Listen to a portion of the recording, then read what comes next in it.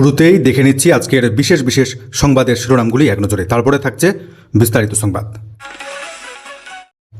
ছাত্র আন্দোলনে উত্তাল এবার কলকাতা, সাংবাদিকদের ওপর আক্রমণ, অভিযোগ বিজেপির। মমতা ব্যানার্জি বলতেন শুক্রবারে সব ছাড় আছে, ওই শুক্রবারের লোকেরাই হামলা চালিয়েছে সাংবাদিকদের উপর, কঠোর ব্যবস্থা নেওয়া হবে, হুঁশিয়ারি শুভেন্দুর। বাড়িতে 4 চাকার গাড়ি, পিএম কিষাণ প্রকল্পের টাকা পেলেই হচ্ছে রেশন কার্ড বাতিল, জেলায় জেলায় এলো তালিকা।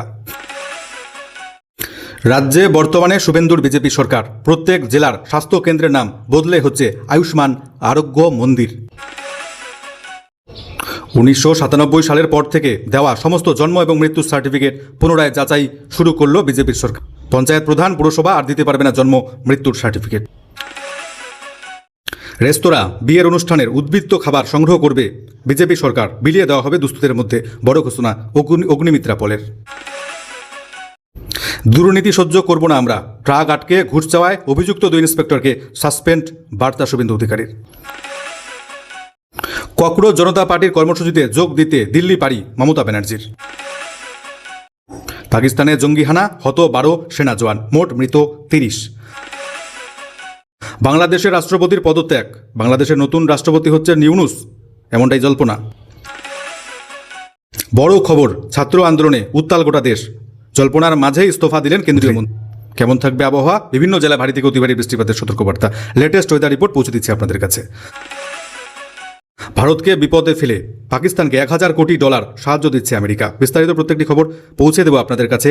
আপনাদের একটা কাজ করতে হবে, সব খবরগুলিকে শেয়ার করে দেবেন বেশি বেশি মানুষের কাছে, যাতে পৌঁছে যায়। কমেন্ট বক্সে মতামত লিখে জানাতে ভুলবেন না। এতক্ষণ শুনছিলেন আজকের বিশেষ বিশেষ সংবাদের শিরোনাম, এবার দেখে নেব বিস্তারিত। ছাত্র আন্দোলনে উত্তাল কলকাতা। মুখ্যমন্ত্রী শুভেন্দু অধিকারী জানাচ্ছেন শুক্রবারে ওরা একটু এরকম করবেই। শুক্রবারে যারা এই কাজ করলো তাদেরকে চিহ্নিত করা হয়েছে, কয়েকটা দিন অপেক্ষা করুন, কঠোর ব্যবস্থা নেওয়া হবে শুক্রবারীদের বিরুদ্ধে। প্রশ্নপত্র ফাঁস কাণ্ডকে কেন্দ্র করে শুক্রবার রণক্ষেত্রের চেহারা নেয় কলকাতার প্রাণকেন্দ্র ধর্মতলা। ডরিনা ক্রসিং এবং সংলগ্ন এলাকা জুড়ে দুপুরের পর থেকে চলে পুলিশ এবং আন্দোলনকারীদের মধ্যে দফায় দফায় সংঘর্ষ। উত্তপ্ত পরিস্থিতির জেরে পুরো এলাকা স্তব্ধ হয়ে পড়ে, চরম ভোগান্তির মুখে পড়ে সাধারণ পথচারীরা। বামপন্থী ছাত্র সংগঠন ককরোচ জনতা পার্টির যৌথ উদ্যোগে ধর্মতলা চত্বরে এক প্রতিবাদ কর্মসূচির আয়োজন করা হয়। হাজার হাজার মানুষ জড়ো হয়েছিল প্রতিবাদে। আন্দোলনের এক পর্যায়ে পুলিশ মিছিলে বাধা দিলে পরিস্থিতি দ্রুত নিয়ন্ত্রণের বাইরে চলে যায়। ব্যারিকেড ভেঙে এগোনোর চেষ্টা করে বিক্ষোভকারীরা। অভিযোগ, আন্দোলনকারীদের ছত্রভঙ্গ করতে পুলিশ এগোতেই পুলিশকে লক্ষ্য করে এলোপাতারি জুতো, জলের বোতল ছোড়া হয়। পরিস্থিতি সামাল দিতে চরম উত্তেজনার মধ্যে লাঠি উঁচিয়ে ছাত্রদের উপর তেড়ে যায় পুলিশ বাহিনী। আন্দোলনের মাঝে কিছু সাংবাদিককে দেখে বিক্ষোভরত ছাত্রছাত্রীরা গদি মিডিয়া, চোর মিডিয়া বলে চিৎকার করতে শুরু করে। বিজেপির অভিযোগ, কিছু সাংবাদিকের ওপর নির্মমভাবে চড়াও হয়েছে দুষ্কৃতীরা। ঘটনার পর আহত সাংবাদিকদের উদ্ধার করে এসএসকেএম হাসপাতালে ভর্তি করা হয়েছে। সাংবাদিকদের দেখতে হাসপাতালে ছুটে যান বিরোধী দলনেতা। সাংবাদিকদের দেখতে হাসপাতালে ছুটে যান মুখ্যমন্ত্রী শুভেন্দু অধিকারী। সেখানে আক্রান্ত সাংবাদিকদের শারীরিক অবস্থার খোঁজখবর নেওয়ার পাশাপাশি ক্ষোভে ফেটে পড়েন তিনি। পরে হাসপাতালের বাইরে সাংবাদিকদের মুখোমুখি হয়ে শুভেন্দু অধিকারী বিস্ফোরক মন্তব্য করেছেন। তিনি বলেন, প্রাক্তন মুখ্যমন্ত্রী মমতা ব্যানার্জি বলেন না শুক্রবার সব ছাড় আছে, ওই শুক্রবারের লোকেরাই আজকে এই কাণ্ডটা ঘটালো। এদের আমি চিহ্নিত করে রেখেছি, এদের সঙ্গে নিট পরীক্ষার কোনো সম্পর্ক নেই। প্রাক্তন মুখ্যমন্ত্রী বারবার বলতেন শুক্রবার ওরা একটু করবেই, তাই আজকে কাজ করতে গিয়ে সাংবাদিকরা আক্রান্ত হয়েছেন, মন্তব্য শুভেন্দু অধিকারীর। শুক্রবারে যারা এই কাজ করলো তারা চিহ্নিত হয়েছে, কয়েকটা দিন অপেক্ষা করুন, কঠোর ব্যবস্থা নেওয়া হবে, হুঁশিয়ারি দিলেন মুখ্যমন্ত্রী শুভেন্দু অধিকারী। অপরদিকে ককরোচ জনতা পার্টির কর্মসূচিতে সামিল হতে এবার দিল্লি পাড়ি দিচ্ছেন তৃণমূল নেত্রী মমতা ব্যানার্জি। আগামী সোমবার প্রাক্তন মুখ্যমন্ত্রীর দিল্লি যাত্রার কর্মসূচি রয়েছে। তার আগে শনিবার কলকাতায় মিছিল কর্মসূচি নিয়েছে তৃণমূল কংগ্রেস। এই কর্মসূচিতে থাকার কথা রয়েছে মমতা ব্যানার্জির।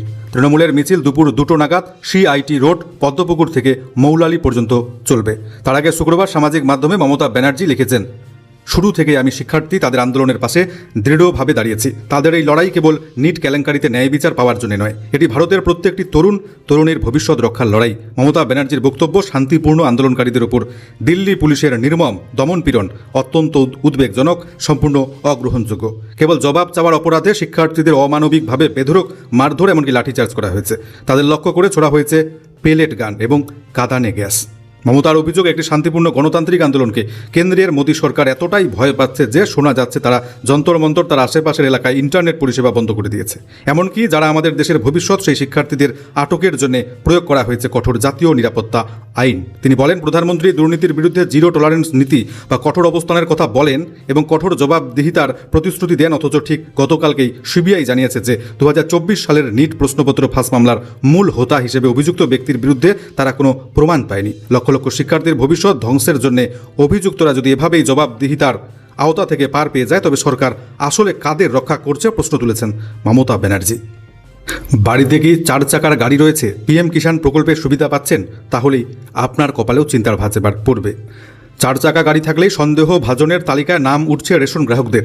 তবে শুধু 4 চাকা গাড়ি নয়, পিএম কিষাণ প্রকল্পে নথিভুক্ত প্রায় 2.5 একর জমি থাকলেই কিংবা কোনো কোম্পানির ডিরেক্টর হিসেবে নাম থাকলেই সন্দেহজনক হিসেবে চিহ্নিত হচ্ছেন রেশন গ্রাহকরা। পরে ওই উপভোক্তার কার্ড সাময়িক ব্লক করার পর পরবর্তীকালে বাতিল করা হচ্ছে। পুরুলিয়া জেলা খাদ্য দপ্তরে আসা এমনই এসওপি বা স্ট্যান্ডার্ড অপারেটিং প্রসিডিওর ঘিরে গ্রাহকদের মধ্যে ব্যাপক চাঞ্চল্য ছড়িয়ে পড়েছে। ইতিমধ্যেই পুরুলিয়া জেলায় 3000-এর বেশি গ্রাহককে সন্দেহের তালিকায় রেখেছে খাদ্য দপ্তর। জেলা খাদ্য দপ্তরে ইতিমধ্যে রাজ্য থেকে এসওপি পাঠানো হয়েছে। তবে ওই এসওপি মেনেই কাজ হচ্ছে দপ্তরে। এসওপি অনুযায়ী পিএম কিষাণ প্রকল্পে নথিভুক্ত যে সমস্ত ব্যক্তির 2.5 একর জমি রয়েছে বা তার বেশি জমি রয়েছে, তার নাম সন্দেহজনক গ্রাহক হিসেবে তালিকায় রয়েছে। এছাড়াও যার নিজের নামে 4 চাকা গাড়ি, মাল বহনকারী গাড়ি কিংবা বড় কোনো গাড়ি রয়েছে, তিনিও সন্দেহজনক রেশন গ্রাহকের তালিকায় রয়েছে। পাশাপাশি কেউ ছোট বড় যে কোনো কোম্পানির ডিরেক্টর হলে কিংবা জিএসটি টার্নওভার 25 লক্ষ টাকা হলে গ্রাহকদের কার্ড সাময়িকভাবে ব্লক করা হবে। তারপর যাচাই করে প্রয়োজনীয় ব্যবস্থা নেবে দপ্তর। ইতিমধ্যে পুরুলিয়া জেলায় সন্দেহজনক রেশন গ্রাহক হিসেবে 3200 জন চিহ্নিত করা হয়েছে। ওই গ্রাহকদের কার্ড সাময়িকভাবে ব্লক করা হচ্ছে। নথি যাচাইয়ের পর প্রয়োজনে কার্ড পুরোপুরি বাতিল করা হবে। জেলার রেশন ডিলার সংগঠনের নেতা প্রভাশিস লাল জানিয়েছেন, নির্দেশিকার বিষয়টি আমি জানি না, তবে অনেক উপভোক্তা রেশনের সামগ্রী নিতে এসে জানতে পারছেন তাদের রেশন কার্ডগুলি ব্লক করে দেওয়া হয়েছে। তার কার্ডটি ব্লক করা হয়েছে। বিষয়টি নিয়ে বিভ্রান্তির সৃষ্টি হচ্ছে রাজ্য জুড়ে। বদলে যাচ্ছে নাম। 31 জুলাইয়ের মধ্যে সমস্ত স্বাস্থ্যকেন্দ্রে লিখতে হবে আয়ুষ্মান আরোগ্য মন্দির। শেক্সপিয়র বলেছিলেন, নামে কি এসে যায়। পরিবর্তনের পশ্চিমবাংলায় অবশ্য নতুন বিজেপি সরকার মনে করছে নামে অনেক কিছুই এসে যায়। তাই তো এবার হুগলি জেলার সমস্ত উপস্বাস্থ্য কেন্দ্রের নাম পরিবর্তনের নির্দেশ দিয়েছে স্বাস্থ্য দপ্তর। আগামী 31 জুলাইয়ের মধ্যে স্বাস্থ্যকেন্দ্রগুলিতে নতুন নাম লিখতে হবে আয়ুষ্মান আরোগ্য মন্দির। রাজ্য স্বাস্থ্য দপ্তর ইতিমধ্যে সেই নির্দেশ জেলায় পাঠিয়ে দিয়েছে। তার ভিত্তিতে জেলা স্বাস্থ্য দপ্তর ব্লকগুলিকে চলতি মাসের মধ্যেই স্বাস্থ্যকেন্দ্রগুলির নাম পাল্টে ফেলার নির্দেশ দিয়েছে। নতুন যেই সমস্ত স্বাস্থ্যকেন্দ্র তৈরি হচ্ছে সেখানেও লিখতে হবে আয়ুষ্মান আরোগ্য মন্দির। কোন রঙে লিখতে হবে নতুন নাম তাও নির্দেশিকায় জানিয়ে দেওয়া হয়েছে। পৌরসুরার বিজেপি বিধায়ক বিমান ঘোষ জানিয়েছেন, তৃণমূলের আমলে স্বাস্থ্য ব্যবস্থা বেহাল হয়ে পড়েছিল। আমাদের সরকার স্বাস্থ্য বিভাগকে ঢেলে সাজাতে তৎপর। চিকিৎসা পরিষেবা দেওয়ার মাধ্যমে জনসেবার কাজ হবে। তাই স্বাস্থ্য কেন্দ্রগুলির নাম বদল করা হচ্ছে, বদলে নাম রাখা হচ্ছে আয়ুষ্মান আরোগ্য মন্দির। সব কেন্দ্রেই নাম বদল করা হবে বলে জানিয়েছেন বিজেপি বিধায়ক। স্বাস্থ্য দপ্তর সূত্রে জানা গিয়েছে, ভবনগুলিতে আয়ুষ্মান আরোগ্য মন্দির লেখার পাশাপাশি অশোক স্তম্ভের ছবি থাকবে। ন্যাশনাল হেলথ মিশনের লোগো লিখতে হবে নির্দিষ্ট। ভারতের অন্যান্য রাজ্যে নাম বদল হয়েছে ইতিমধ্যে। পশ্চিমবঙ্গে সম্প্রতি নির্দেশ এসেছে, এরপরে প্রত্যেকটি জেলাতেই স্বাস্থ্যকেন্দ্রগুলির নাম বদলে করা হবে আয়ুষ্মান আরোগ্য মন্দির। 1997 সালের পর থেকে দেওয়া সমস্ত জন্ম এবং মৃত্যু সার্টিফিকেট পুনরায় যাচাই করবে শুভেন্দুর নতুন বিজেপি সরকার। পঞ্চায়েত প্রধান এবং পুরসভা এবার থেকে দিতে পারবে না জন্ম এবং মৃত্যুর সার্টিফিকেট। ব্যাপক দুর্নীতির অভিযোগের পরিপ্রেক্ষিতে রাজ্যে নির্বাচিত জনপ্রতিনিধিদের জন্ম এবং মৃত্যু শংসাপত্র ইস্যু করার ক্ষমতা প্রত্যাহার করে নিল শুভেন্দুর রাজ্য সরকার। এখন থেকে জন্ম এবং মৃত্যুর শংসাপত্র বা সার্টিফিকেট দেওয়ার পূর্ণ দায়িত্ব সরকারি আধিকারিকদের হাতে ন্যস্ত থাকবে। নবান্নে উচ্চ পর্যায়ের বৈঠকে মুখ্য সচিব মনোজ আগরওয়াল ওই সিদ্ধান্তের কথা ঘোষণা করেছেন। পাশাপাশি 1997 সাল থেকে পঞ্চায়েত এলাকায় এবং 2000 সাল থেকে পুরসভাগুলির মাধ্যমে ইস্যু করা সমস্ত জন্ম এবং মৃত্যুর সার্টিফিকেট পুনর্যাচাই করার নির্দেশ দেওয়া হয়েছে। রাজ্য সরকার জানাচ্ছে, তদন্তে উঠে এসেছে ইতিমধ্যে ডিজিটাইজ করা 11,24,000 সার্টিফিকেটের মধ্যে 1,80,000 সার্টিফিকেট পুরোপুরি ভুয়ো। রাজনৈতিক স্বার্থে জনপ্রতিনিধিদের একাংশই ক্ষমতা ব্যবহার করছেন বলে অভিযোগ রয়েছে। এই পরিস্থিতিতে জেলা শাসকদের তত্ত্বাবধানে দায়িত্বপ্রাপ্ত আধিকারিকদের নাম শীঘ্রই স্বাস্থ্য দপ্তরের বিজ্ঞপ্তির মাধ্যমে জানানো হবে। ভুয়ো জন্ম সার্টিফিকেট, মৃত্যু সার্টিফিকেট প্রদানকারীদের চিহ্নিত করে আইন অনুযায়ী কঠোর ব্যবস্থা নেবে নতুন রাজ্য। অবৈধ বিদেশি নাগরিকদের চিহ্নিত করে ডিপোর্ট করবার প্রক্রিয়া ত্বরান্বিত করা হবে। রাজ্য জুড়ে খাদ্য বন্টন ব্যবস্থা নিয়ে বড় সড়ো ঘোষণা করলেন পুর এবং নগর উন্নয়ন মন্ত্রী অগ্নিমিত্রা পল। আর দাঁড়িয়ে দাঁড়িয়ে নয়, এবার থেকে রেস্তোরাঁর আদলে মা আহারে বসেই খেতে পারবেন আপনারা। তার জন্য আলাদা খরচ করতে হবে না, একই দামে খাবার পাবেন তারা। এছাড়াও বিভিন্ন সামাজিক অনুষ্ঠান, বিয়ে বাড়ি, রেস্তোরাঁ এবং বিভিন্ন অনুষ্ঠানের উদ্বৃত্ত খাবার বিলি করা হবে দুস্থদের মাঝে। ওই সমস্ত খাবার সংগ্রহ করে রাতে স্টোর করা হবে। পরদিন সেই খাবারের গুণমান পরীক্ষা করবেন পুরসভার ফুড সেফটি অফিসাররা। এরপর তা বিলিয়ে দেওয়া হবে দুস্থদের মধ্যে। দ্রুতই ওই কাজ শুরু করবে রাজ্য সরকার। শুক্রবার বিধানসভায় পুরো বাজেট সংক্রান্ত আলোচনায় এই দুইটি বড় সিদ্ধান্তের কথা ঘোষণা করেছেন পুরমন্ত্রী অগ্নিমিত্রা পল। এবার থেকে বিভিন্ন রেস্তোরাঁ, হোটেল, বিভিন্ন সামাজিক অনুষ্ঠানগুলি থেকে উদ্বৃত্ত খাবার ফেলে দেওয়া নয়, তা পুরসভার অফিসাররা সংগ্রহ করে আনবেন। সেই খাবার রাতে রাখা হবে কোনো কোল্ড স্টোরেজে। সেবার সকালে ওই খাবার প্রক্রিয়াকরণের পর তার গুণগত মান যাচাই করা হবে। তারপর তা বিলিয়ে দেওয়া হবে রাজ্যের দরিদ্র সীমার নিচে থাকা দুস্থ মানুষজনের মধ্যে। বৈধ কাগজপত্র থাকা সত্ত্বেও ট্রাক চালকের কাছে ঘুষ চেয়েছেন গাড়ি আটকে হেনস্থা করবার অভিযোগে পশ্চিম বর্ধমানের রামপুর চেকপোস্টে কর্তব্যরত 2 মোটর ভেহিক্যাল ইন্সপেক্টর MVIকে সাসপেন্ড করল রাজ্য সরকার। তাদের বিরুদ্ধে রাজ্যের দুর্নীতি দমন শাখা তদন্ত শুরু করেছে। শুক্রবার এই কথা জানিয়েছেন রাজ্যের মুখ্যমন্ত্রী শুভেন্দু অধিকারী। শুভেন্দু অধিকারী সামাজিক মাধ্যমে লিখেছেন, কেউ আইনের ঊর্ধ্বে নয়, কোনো অবস্থাতেই তোলাবাজি দুর্নীতি সহ্য করা হবে না। আমরা প্রশাসনিক ব্যবস্থাকে সম্পূর্ণভাবে দুর্নীতিমুক্ত করতে দুর্নীতির উপাদানগুলিকে নির্মূল করার ব্যাপারে দৃঢ়ভাবে প্রতিশ্রুতিবদ্ধ। সূত্রের খবর, পণ্যবাহী ট্রাকের চালক দীপক সিংহের কাছে নাজিমুল হক এবং অনুপম বন্দ্যোপাধ্যায় নামে অভিযুক্ত 2 MVI 22,000 টাকা ঘুষ চেয়েছিলেন। তা দিতে না পারায় ট্রাকটিকে আটক করে রাখা হয়। মুখ্যমন্ত্রী জানিয়েছেন, অভিযোগ পেয়ে পশ্চিমবঙ্গ সার্ভিসেস বিধি 1971 বিধি 7-1 ক এর অধীনে অভিযুক্ত 2 আধিকারিককে সাসপেন্ড করার পাশাপাশি পুরো ঘটনাটির ফৌজদারি তদন্ত প্রয়োজনীয় আইনি পদক্ষেপের জন্য পাঠানো হয়েছে ACBর কাছে। অপরদিকে পাকিস্তানের খাইবার পাখতুনওয়া প্রদেশের টাঙ্ক জেলার জয়েন্ট পুলিশ চেকপোস্টে ব্যাপক হামলা। শুক্রবারের ঘটনায় 12 জন সেনা জওয়ান সহ কমপক্ষে 30 জনের মর্মান্তিক মৃত্যু হয়েছে।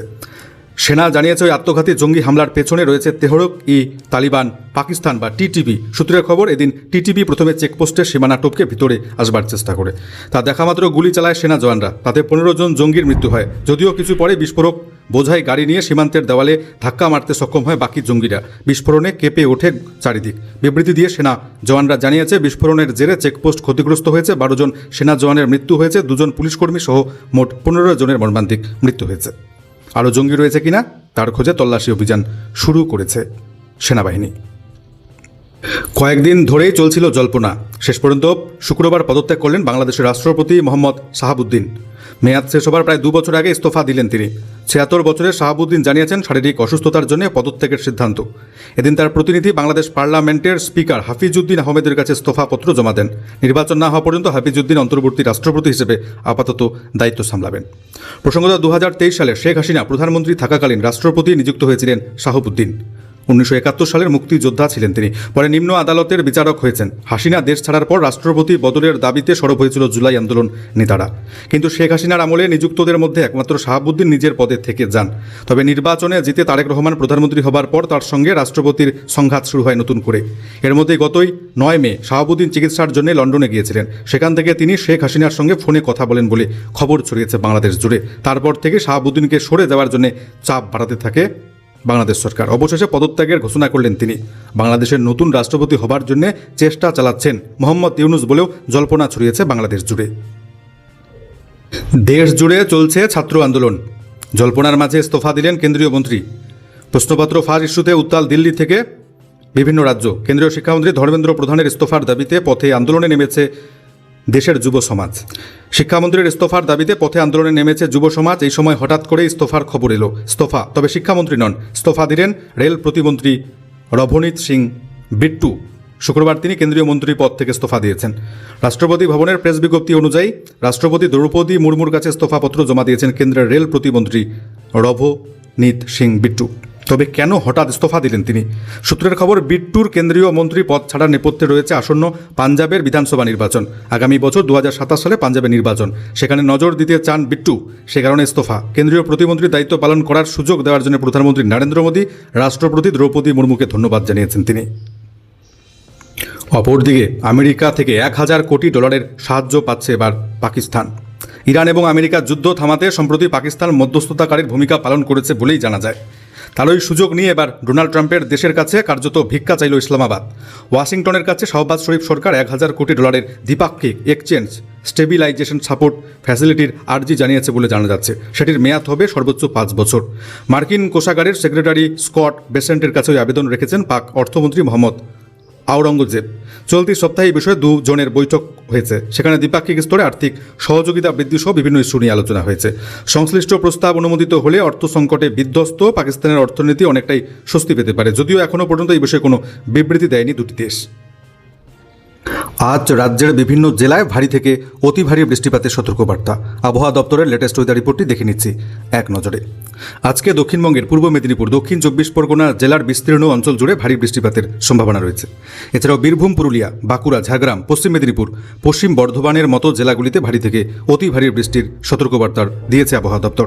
বৃষ্টির পাশাপাশি বেশ কিছু জেলায় ঘন্টায় 40 থেকে 50 কিলোমিটার বেগে ঝোড়ো হাওয়া বইতে পারে। কলকাতা এবং তার পার্শ্ববর্তী অঞ্চলগুলিতে আজকে ছুটির আমেজ ফিকে করতে পারে মেঘলা আকাশ। হাওয়া অফিস সূত্রে খবর, দুপুর গড়াতেই তিলোত্তমার আকাশ ঘন কালো মেঘে ঢেকে যেতে পারে। হালকা থেকে মাঝারি পশলা বৃষ্টির সাথে বইতে পারে ঝোড়ো হাওয়া। উত্তরবঙ্গের জেলাগুলিতে আজকে বৃষ্টির দাপট কিছুটা কম থাকবে। হালকা থেকে মাঝারি বৃষ্টিপাত জারি থাকবে জেলাগুলির বিস্তীর্ণ অঞ্চল জুড়ে। তবে আগামীকাল অর্থাৎ রবিবার থেকে আবারও পরিস্থিতি বিগড়াবে উত্তরবঙ্গ জুড়ে। রবিবার উত্তরবঙ্গের 5টি জেলা দার্জিলিং, কালিম্পং, আলিপুরদুয়ার, জলপাইগুড়ি, কোচবিহারে ফের ভারী থেকে অতি ভারী বৃষ্টিপাতের সতর্কবার্তা জারি করেছে আবহাওয়া দপ্তর।